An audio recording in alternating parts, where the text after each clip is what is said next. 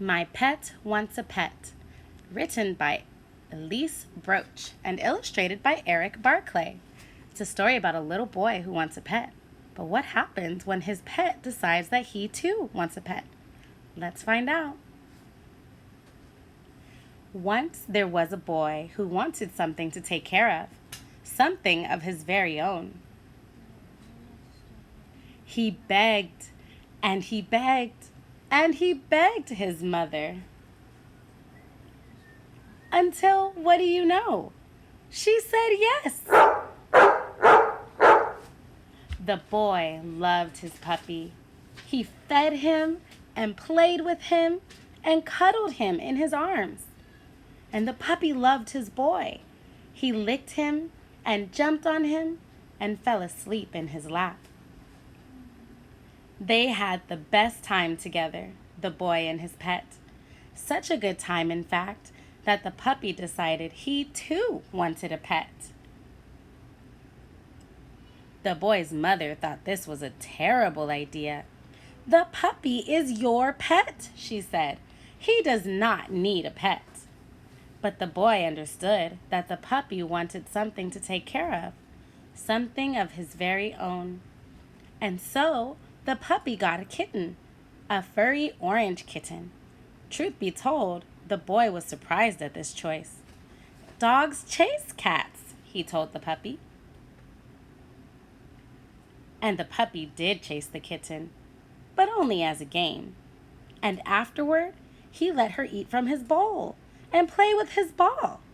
And they dozed in the sun, side by side. In fact, they got along so well and had so much fun together that it wasn't long before the kitten herself wanted a pet. When the boy told this to his mother, she looked at him like he was crazy. "That kitten is the pet of your pet.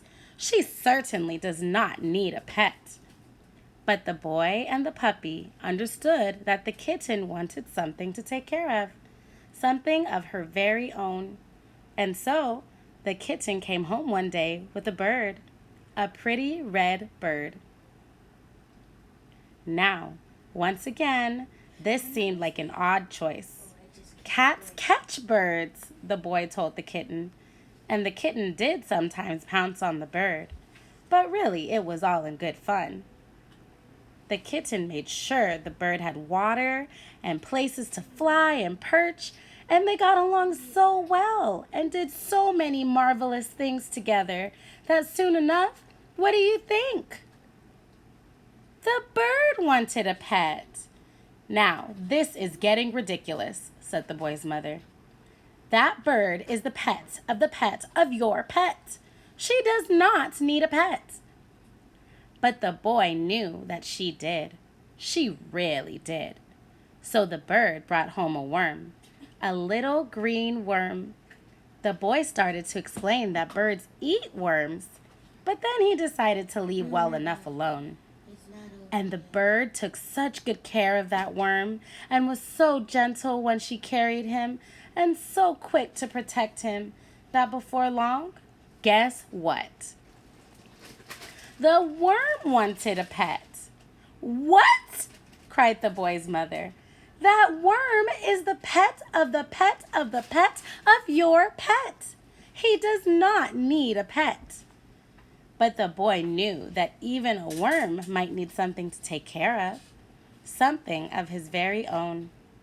And so the worm found a flea, and it was a tiny brown flea. It hopped all over the house. Why, the worm had trouble keeping up with it.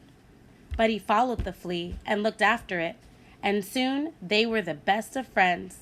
Such good friends, in fact, that in no time at all, can you imagine what happened next?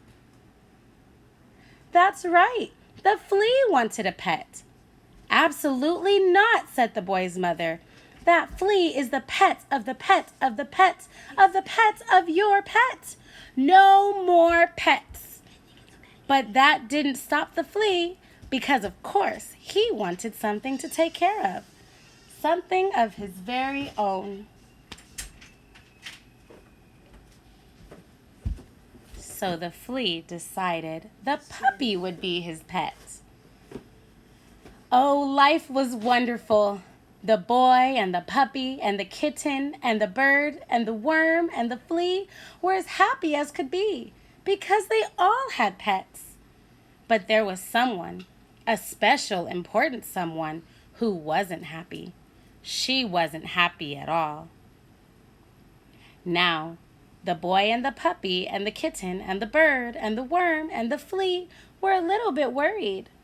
None of them wanted to give up their pets. What were they going to do?